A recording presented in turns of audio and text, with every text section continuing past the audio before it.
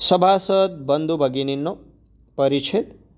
आपल्या संस्थेच्या या वार्षिक सभेमध्ये आपले स्वागत करताना मला अतिशय आनंद होत आहे. आपली संस्था व्यापारिक क्षेत्रात अगर औद्योगिक क्षेत्रात फार मोठ्या उलाढाली करणारी संस्था नाही, तर ती समाजातील एका मर्यादित वर्गाच्या सुखसोयी पुरविणारी एक कल्याणकारी संस्था आहे, हे आपण जाणताच. गेल्या वर्षात आपल्या सभासदांची संख्या जवळपास दुपटीने वाढलेली आहे. ही अभिमानाची गोष्ट आहे. त्यामुळे संस्थेच्या या वार्षिक अहवालाबरोबरच नवीन सभासदांना संस्थेविषयी थोडी माहिती देणे हेही माझे कर्तव्य समजतो. परिच्छेद.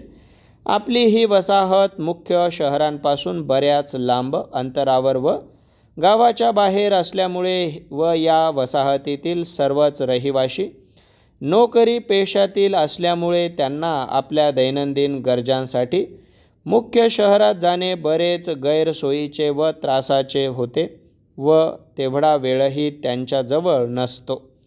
आपली ही गरज लक्षात घेऊनच आपण या संस्थेची स्थापना 5 वर्षांपूर्वी केलेली आहे. यात कापड, धान्य, किराणा आणि भाजीपाला यांची दुकाने काढून वाजवी भावात चांगला माल व तोही अगदी जवळ व त्वरित आपण सभासदांना उपलब्ध करून देतो.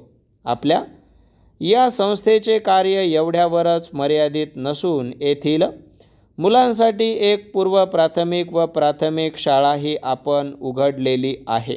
तसेच तातडीने आरोग्य सेवा उपलब्ध व्हावी म्हणून एक लहानसा एक सुसज्ज दवाखानाही आपण काढलेला आहे. त्यामुळे आपल्या संस्थेचा व्याप आता खूपच वाढलेला आहे. पण सर्व सभासदांची योग्य व आपुलकीची साथ मिळत असल्यामुळे संस्थेचा व्यवहार अगदी सुरळीत चालू आहे. ही आपणा सर्वांच्या दृष्टीने अभिमानाची गोष्ट आहे. परिच्छेद. आज आपल्या संस्थेचे 1000 सभासद असून एकूण भाग भांडवल 1,25,000 रुपयांचे आहे. मागील वर्षात आपण या भांडवलावर 30,000 नफा मिळविला आहे. गेल्या 5 वर्षात आपण मिळविलेल्या नफ्याचा आकडा त्यामुळे आता जवळजवळ 80,000च्या घरात जात आहे.